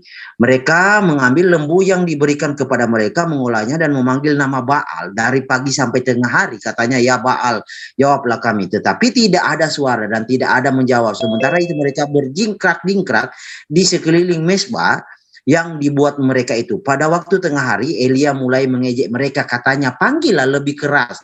Bukankah dia Allah? Bukan, makin ia merenung, mungkin ia merenung, mungkin ada urusannya. Mungkin ia berpergian, barangkali ia tidur dan belum terjaga. Ya, nah jadi inilah contoh-contoh ya Tuhan yang tidak bisa membuktikan kemuliaannya ya sudah dicontohkan oleh Nabi Elia. Tetapi kita lihat apa yang terjadi dengan Tuhan yang Maha Kuasa yang bisa membuktikan dirinya ada, yang kemuliaannya nyata. Nah, Elia di ayat 36. Kemudian pada waktu mempersembahkan korban petang, tampillah Nabi Elia dan berkata, ya Tuhan, ya Hashem, Allah Abraham, ya Allah Ishak dan Israel, pada hari ini biarlah diketahui orang bahwa engkaulah Allah di tengah-tengah Israel dan bahwa aku ini hambamu dan bahwa atas firman-Mu lah aku melakukan segala perkara ini.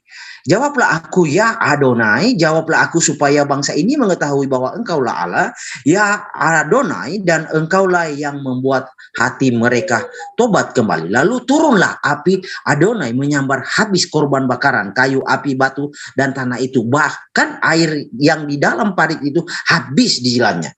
Ketika seluruh rakyat melihat kejadian itu, sujudlah mereka berkata, Hashem dialah Allah, Hashem dialah Allah. Nah, ini perbedaannya. Jika kawan-kawan muslim tetap ngotot Allah itu tidak bisa dibuktikan, ya seperti gambaran ala-ala Baal seperti ini ya. Ya. Jadi kalau tidak ada gambaran atau bukti kemuliaannya ya seperti ala Baal, artinya apa ya? Allah buatan karena tidak memiliki kuasa, makanya tidak punya kemuliaan. Tidak punya kemuliaan makanya tidak bisa dibuktikan.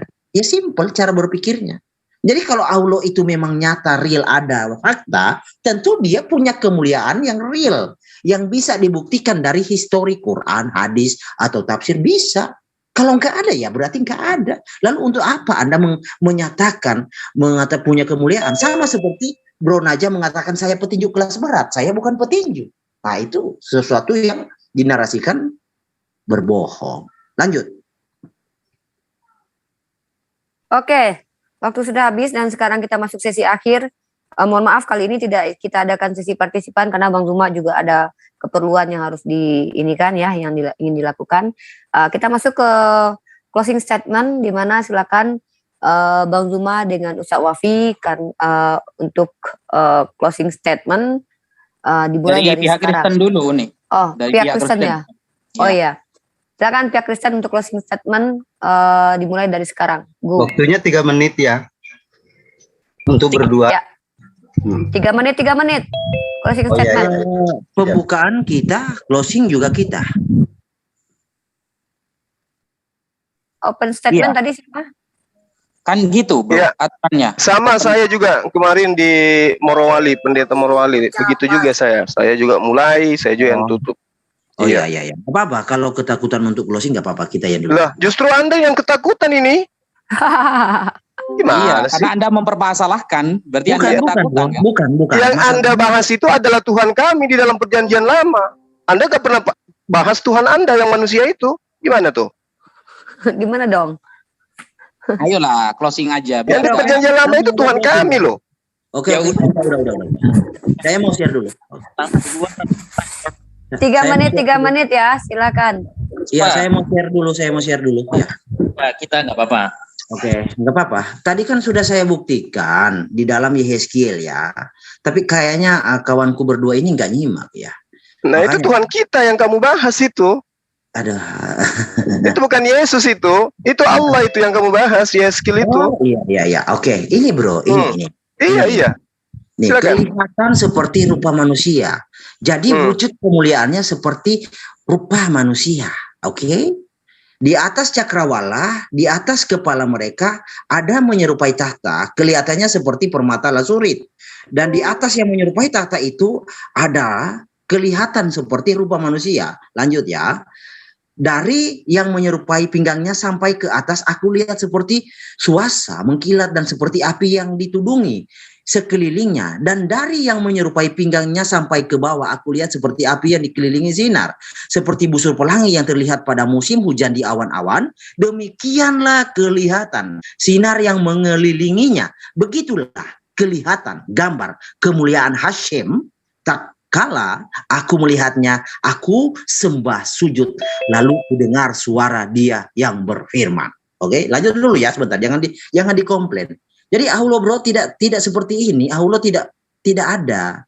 Jadi Allah numpang ada dengan Musa, dengan Adam, dengan Nuh, dengan Lot, dengan Ibrahim. Allah bisa dianggap ada karena ada Nuh, ada Ibrahim di dalam Quran. Tanpa ada Nuh, Ibrahim, Musa, Daud, dan lain-lain tokoh-tokoh Alkitab, Allah nggak mungkin dikenal. Coba kalian kalau punya pemahaman Allah itu ada, sandarkan pembuktian Allah itu kepada Muhammad. Jangan bawa-bawa tokoh di dalam Alkitab. Berani tidak pembuktian Allah disandarkan? Nah, kamu sendiri bawa tokoh-tokoh di agama orang.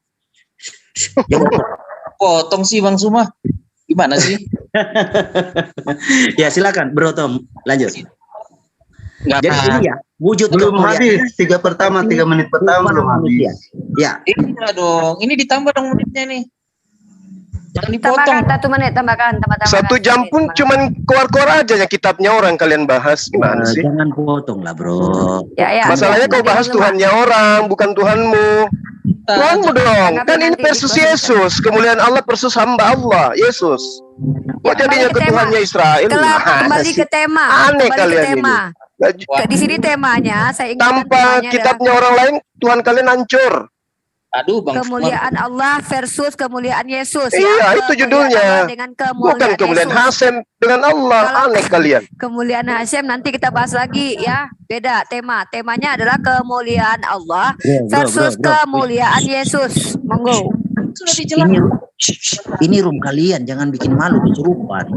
Justru kalian yang bikin malu diri kalian. Temanya apa ini? Temanya kemuliaan Yesus. Lah, ini kan sudah dijelaskan arti kemuliaan. Jelaskanlah Yesus. Jangan Tuhannya Israel yang kau jelaskan. Kepanasan Bang Suma. Itu ditambahin. Bukan kepanasan. Saya sadarkan kalian gitu loh. Yesus dengan Hasem itu beda loh. Gimana sih kalian ini? Ya, Bang Suma Hasem itu roh, Yesus manusia, sama enggak?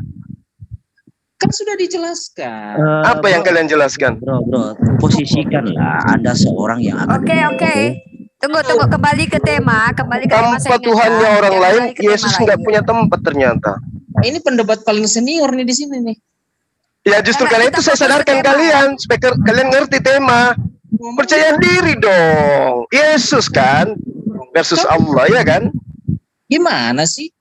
Kamu percaya diri? Ini kita bercerita Hasem atau Yesus? Loh, Yesus itu Hasem. Nenekmu kiper. Diam. Temanya Allah versus Yesus. Hasem Yesus nih. Gak malu kalian ya. Monggo, closing statement. Monggo, teruskan closing statement. Jangan ada tema. Malu-malu. Ya, silakan Bang Luma ditahan dulu. Silakan sampaikan Bang. Nanti kita punya waktu. Silakan kembali ke tema. Allah versus Yesus, bukan itu loh, anak Maria loh, jelaskan. Ya jangan ngatur orang, definisi teologis kita seperti loh, ini. siapa yang pilih tema ini? Yesus vs Allah, siapa yang pilih? Loh, memang perjanjian lama Yesus itu, memang kan? apa? Loh, Yesus perjanjian apa? lama itu kitabnya Yahudi. Aduh, ini orang. Kalian Yahudi? Orang ini dari siang kesurupan terus ya. Kalian kesurupan, udah tahu malu. Tuhannya orang diklaim, gimana sih? Orang. Yesus, bahas Yesus. Bang Herdi, Yesus. Enggak usah direspon Bang Herdi. Tahan dulu. Kebiasaan. Udah. Kalian yang tidak bisa berhenti nipu gitu. Kembali ke tema. Bang Zuma katanya ada urusan, biar kita tidak buang waktu. Enggak, kembali ke tema tadi. Tema kita adalah Allah versus Yesus, bukan Hashem. Karena kalau bicara tentang Yesus adalah Hashem, itu nanti tema baru. Karena itu masih juga jadi bahan perdebatan. Ya, silakan. Yesus itu dalam Ibrani Yehoshua, artinya Yod-Heh-Vav menyelamatkan. Selesai. Lanjut Bro Top.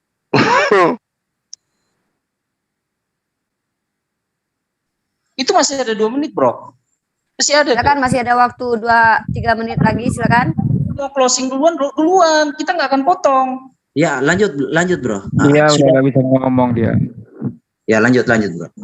Silakan. Herdi tidak punya bahan kalau tidak mencatut Tuhan orang lain. Silakan, Yesus bahas ya, Yesus. Kok? Ini kalau diskusi yang baik dong.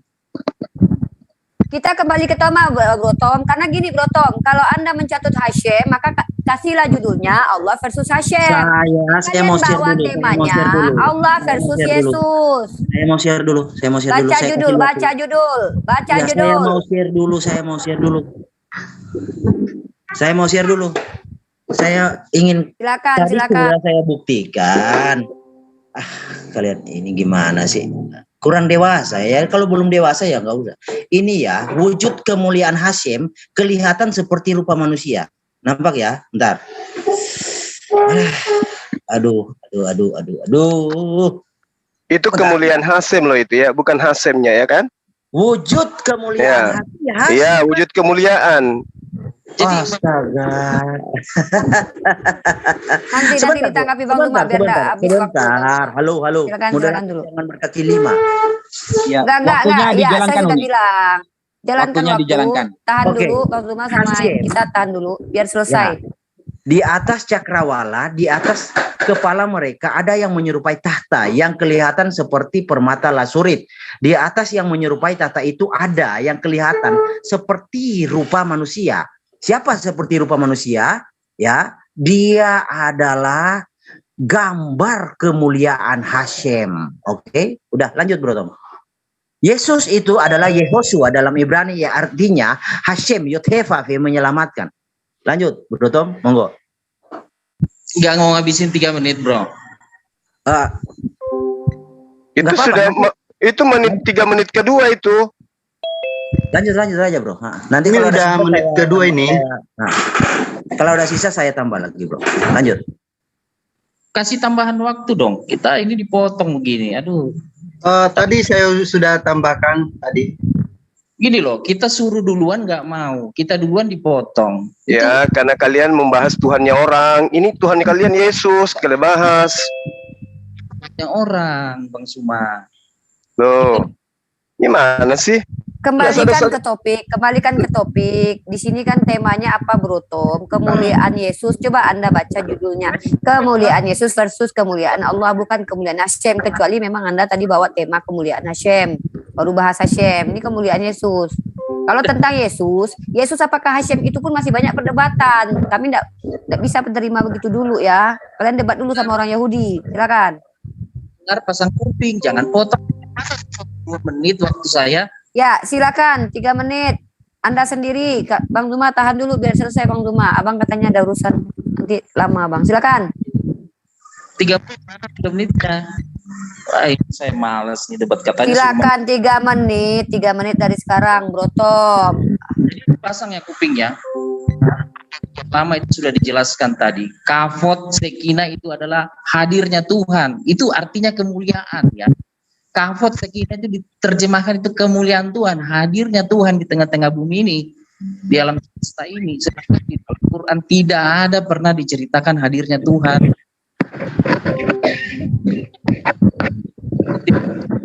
Sedangkan di dalam Quran sendiri tidak pernah Tuhan itu menyatakan diri kepada umat Islam. Kenapa itu? Saya tanya dari tadi, tunjukkan satu ayat di mana Allah itu menyatakan diri kepada umat Islam tertulis di dalam Quran. Ustadz aja malah lari, mana sekarang Tuhan Yesus itu suruh orang tunjukkan mana? Tidak begitu, di dalam scripture-nya. Gitu loh. Kalau nggak bisa membuktikan, itu berarti tidak ada kehadiran Tuhan di dalam Islam sendiri dari sejak munculnya. Mana? Kan nggak bisa tunjukkan. Kan begitu. Ya. Kalau Musa melihat Tuhan loh, ada kemuliaan Tuhan, saya tunjukkan ayatnya. Nah ketika dinubuatkan Tuhan yang hadir dalam wujud kemuliaan kavod dan sekinah itu, hadir di perjanjian baru itu dinubuatkan di dalam Yesaya, di dalam Zakaria, bahkan di Zakaria jelas dikatakan, dia naik masuk kota Sion. Apa itu di dalam diri Tuhan Yesus. Dan pekerjaan Tuhan Yesus itu nyata, dia itu adalah Yot-Heh-Vav itu sendiri. Dia mengampuni dosa, dia menyembuhkan orang buta yang sejak lahir, itu dia ciptakan mata gitu ya, bangkitkan orang mati, mengubah air jadi anggur, ya bangkit, nggak bisa kematian, nggak bisa karena dia Allah, ya.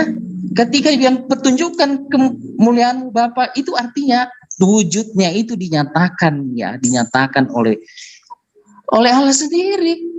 Karena Allah itu roh, ketika dia hadir dalam bentuk yang terlihat, Allah itu menyatakan bahwa Yesus itulah wujudnya dia yang hadir. Wujud eksistensinya yang hadir bisa dilihat orang saat itu.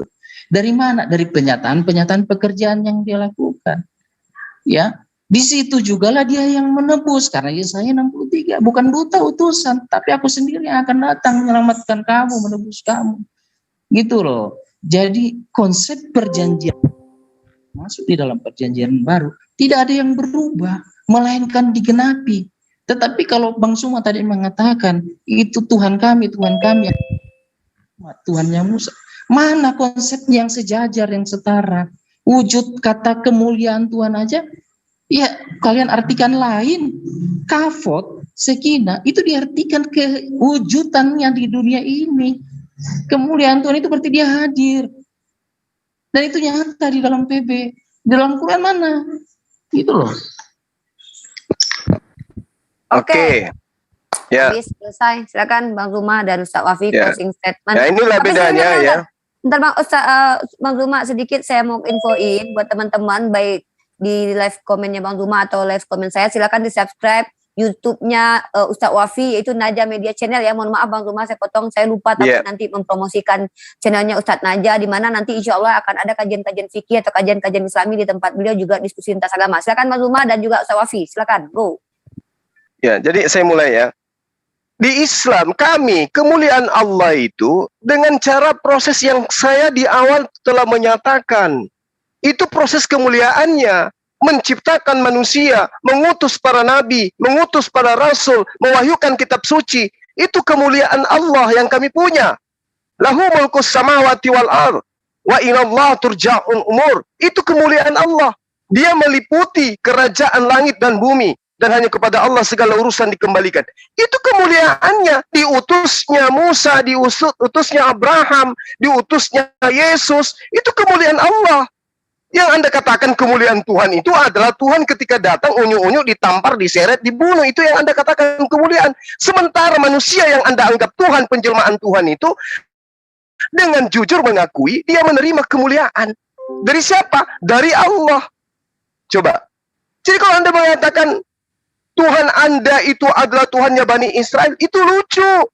Karena Tuhannya Bani Israel itu berbeda dengan Tuhan Anda yang adalah manusia.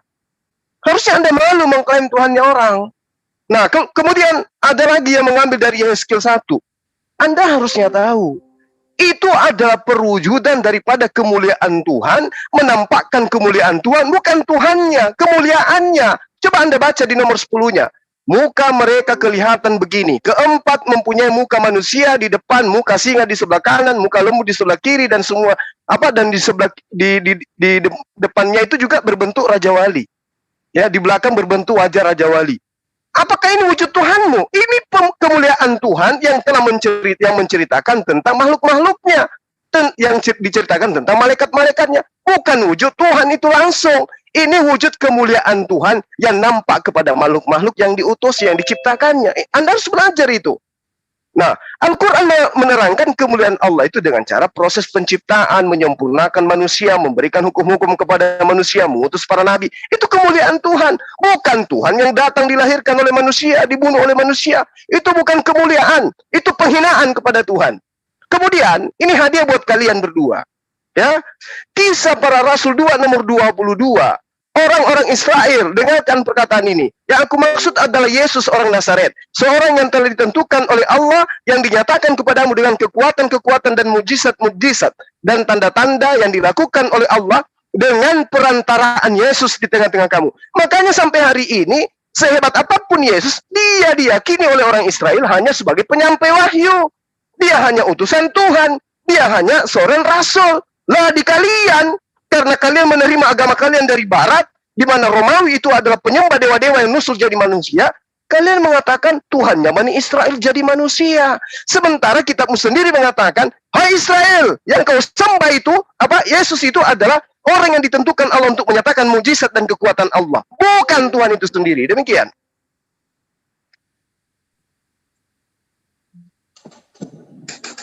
Silakan Ustaz Wafi. Oke, bismillahirrahmanirrahim. Kita kan sudah menjelaskan dari awal bagaimana kemuliaan Tuhan. Kemudian Bro Tom sama Mas Herdi selalu memojokkan kita kepada Tuhan harus nampak. Padahal yang kita bahas itu kemuliaan yang ada pada diri Tuhan. Kemudian selalu mengaitkan dari awal Tuhan harus nampak. Seolah-olah mengatakan Tuhan harus seperti Yesus yang turun ke bumi, lalu disalib, dikejar hansip Romawi, marah-marah di pasar, makan ikan goreng, harus seperti itu. Nah, sedangkan dalil-dalil yang dibawa oleh Mas Herdi dan Bro Tom itu selalu di perjanjian lama. Padahal kita tanyakan sekarang kepada orang-orang Yahudi, mereka mengakui enggak sih Yesus itu Tuhan? Tanyakan kepada orang Yahudi sekarang, orang Israel sekarang. Mereka percaya enggak kalau Yesus itu Tuhan? Kan seperti itu. Sedangkan dalil yang Anda bawa dari kitab orang lain, dari pemahaman Yahudi. Nah, itu namanya asumsi harga mati. Nah, sedangkan kalau memang Tuhan itu kelihatan atau tidak, kan kitab Anda selalu bertentangan. Di Keluaran 33 ayat 11, Tuhan bisa dilihat organ tubuhnya. Tuhan bisa dilihat dengan mata kepala. Di Keluaran 24, 9-10, Tuhan hanya kelihatan kakinya saja. Yesaya 6 ayat 1, Tuhan kelihatan sedang duduk-duduk di atas bait Allah. Ternyata bertentangan dengan Yohanes 5 ayat 37. Dengan secara tegas mengatakan, Tuhan itu tidak bisa dilihat dan tidak bisa didengar. Gak ada pengecualian sama sekali di sana. Dan itu diperkuat dengan 1 Timotius 1 butir 17. Keluaran 33, 20. 1 Yohanes 4 ayat 12.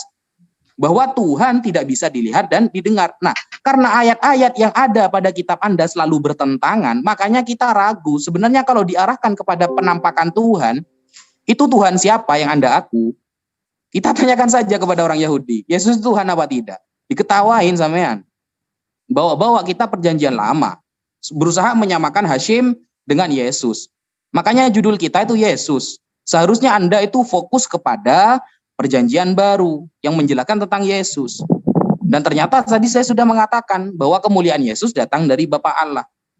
Adapun kemuliaan Allah dan Allah akan nampak karena Allah ini maha sempurna, maka Allah juga akan nampak di tempat yang sempurna. Di mana? Yaitu surga, al-jannah. Di dalam ayat Al-Quran diterangkan wujuhu yauma idzin nadhirah ila rabbiha nadhirah. Di tatkala itu orang-orang yang beriman wajahnya berseri-seri kepada Tuhannya mereka melihat. Harus tempat yang sempurna. Tidak harus dikejar sama hansip Romawi, ada episode ada di tiang jemuran, tidak seperti itu Tuhan itu. Begitu. Sekian.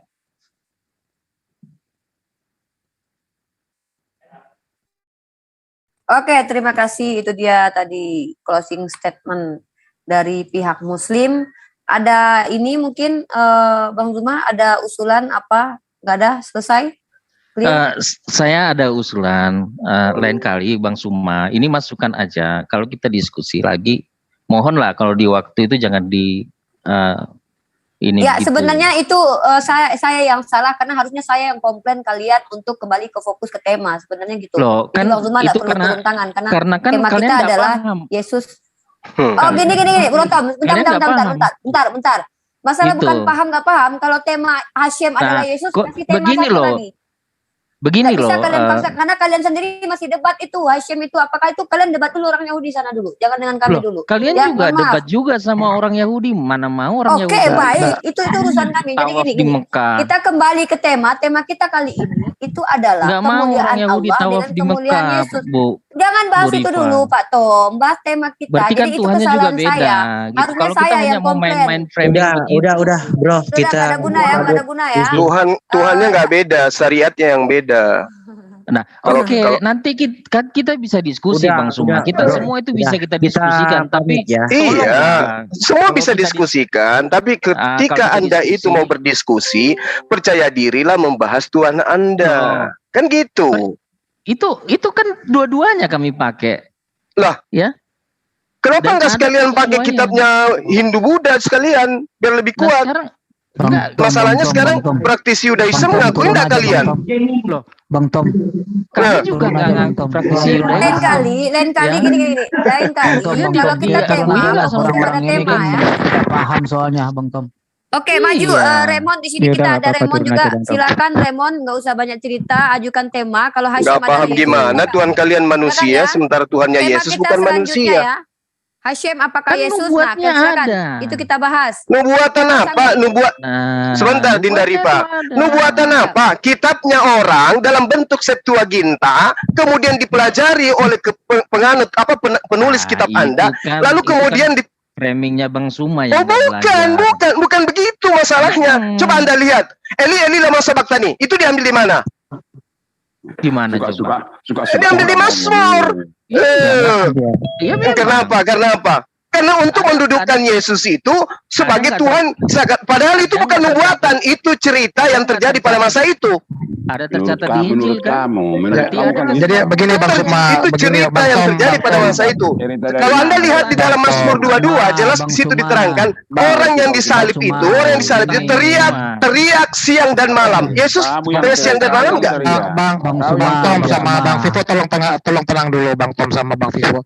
Bang Suma mesti harus tahu baru tahu apa? Ya, begini Bang Suma harus tahu bahwa Yesus mengajarkan akan ada serigala gitu yang berdomba. Dengar dulu Bang Suma, Suma ini katanya pendebat paling diandalkan. Dengar dulu Bang Suma. Bisa komunikasi. Katamu cuma murahan katamu semua. Ya terserah. Bang Suma Intinya Anda nggak bisa nipu saya, itu aja. Kita pun nggak bisa ditipu sama Bang Suma. Iya, saya tipu apa Anda? Saya mengatakan Yesus menerima kemuliaan. Apakah saya menipu? Sekarang dalam masa Batani kalian bilang ada di kitab Injil. Sekarang Bang Suma terlalu banyak framing. Lah, itu kitab Anda dituliskan Eli Sabaktani itu ambil dari mana? Makanya jangan ngarang. Mazmur 22. Mazmur 22 itu tidak menceritakan tentang nubuatan. Mazmur 22 itu bercerita tentang kisah. Pengarang kitab Anda mengambil itu. Kenapa nggak ambil satu perikop? Pasang kuping. Ya jangan kayak anak SD Bang. Loh, kalian itu yang kayak anak TK sudah begitu nipu lagi. Kita berbicara mengenai Yesus yang adalah manusia. Kenapa Anda membahas Tuhannya orang? Tuhannya Bani Israel kenapa Anda bahas? Ini membahas tentang Tuhan Anda manusia Yesus. Israel itu Tuhan kami juga Bang Suma. Kalau Tuhan Bani Israel itu Tuhan Anda, maka tidak mungkin Anda menuhankan Yesus. Karena Tuhannya Yesus itu adalah Tuhannya Bani Israel.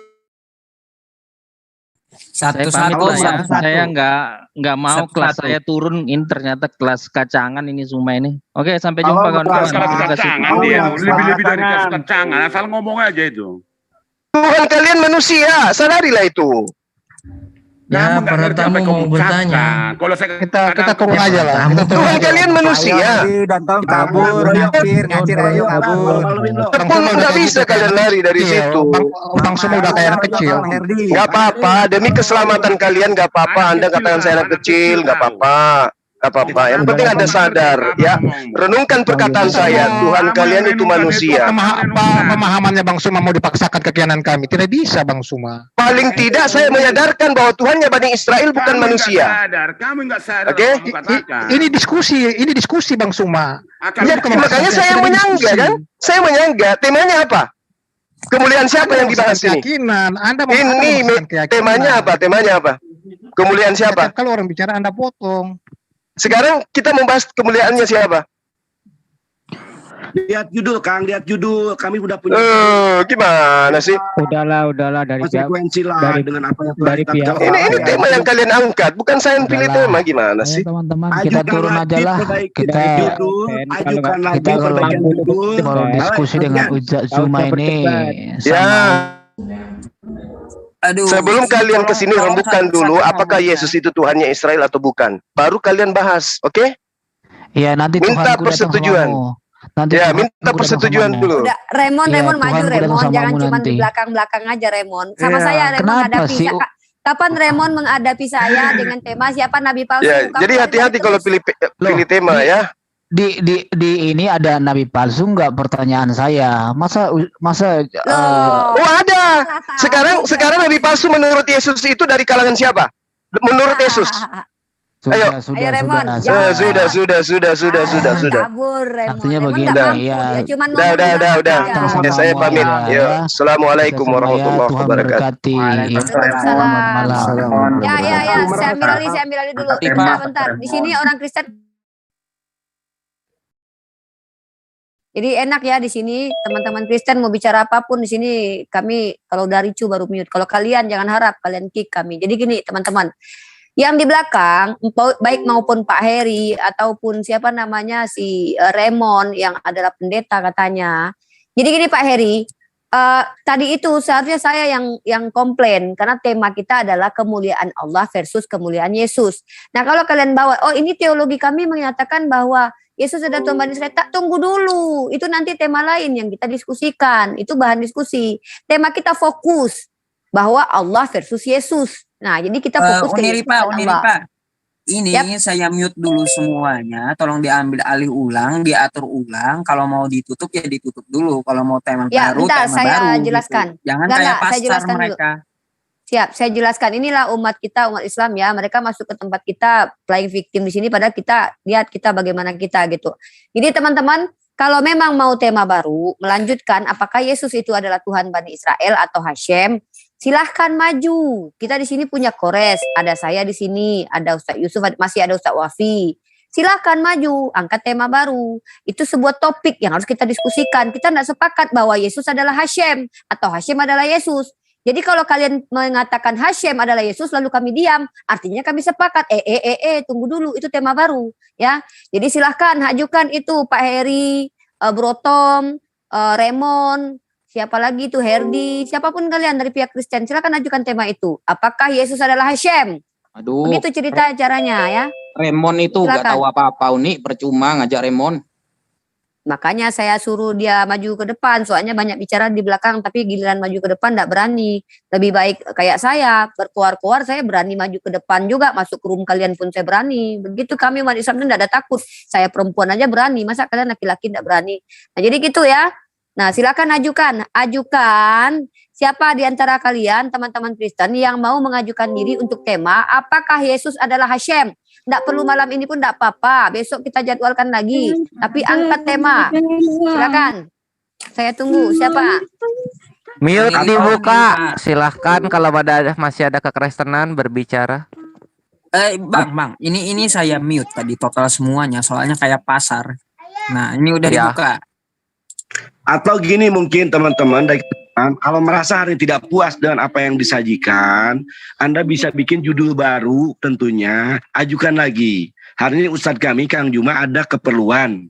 Ya, mohon permakluman. Silakan antum yang merasa ada keinginan, punya kapasitas untuk berdebat, mempergunakan kesempatan untuk memperbela agama Anda, silakan ajukan lagi. Saya, Kang Kores, Utiripa, dan siapapun di sini siap menampung itu. Datang lagi ke sini, waktunya tentukan. Judulnya pun ini udah judul antum, judul kalian ini. Ya, jadi kami ingatkan lagi ini judul Anda yang diajukan dan kami mengiyakan. Dan wajar kami mengajak konsisten kepada judul yang ada. Silakan ya. Jika Kristenan bikin judul yang baru, ajukan kepada kami. Tanggal berapa, judulnya apa? Insya Allah, Bismillah kami akan siap menghadapinya. Dilanjut, Kang Korek. Ada nggak? Kalau nggak ada, aku mau berburu. Kayaknya udah pada kabur. Pak Pipo ya. Dari tadi Pak Pipo. Pak Pipo. Silakan Pak Pipo bicara. Buktikan kalau Yesus itu adalah Hashem atau Tuhan Bani Israel. Jadi jangan kita di sini ketika lagi ada ini banyak cerita. Giliran dikasih waktu bicara, diam. Kemarin Pak Pipo mau debat sama Meme Bos, menemani Meme Bos, Pak Pipo kabur, hilang. Giliran disuruh maju ke depan, hilang. Giliran orang bicara, ikut. Jadi inilah yang suruh tuh begitu. Hilang gak jelas ya. Buka Pak Pipo mic-nya. Ayo. Bicarakan di sini. Kita sedia kok bicara baik-baik di sini. Ayo. Silakan. Itu tema baru ya. Jangan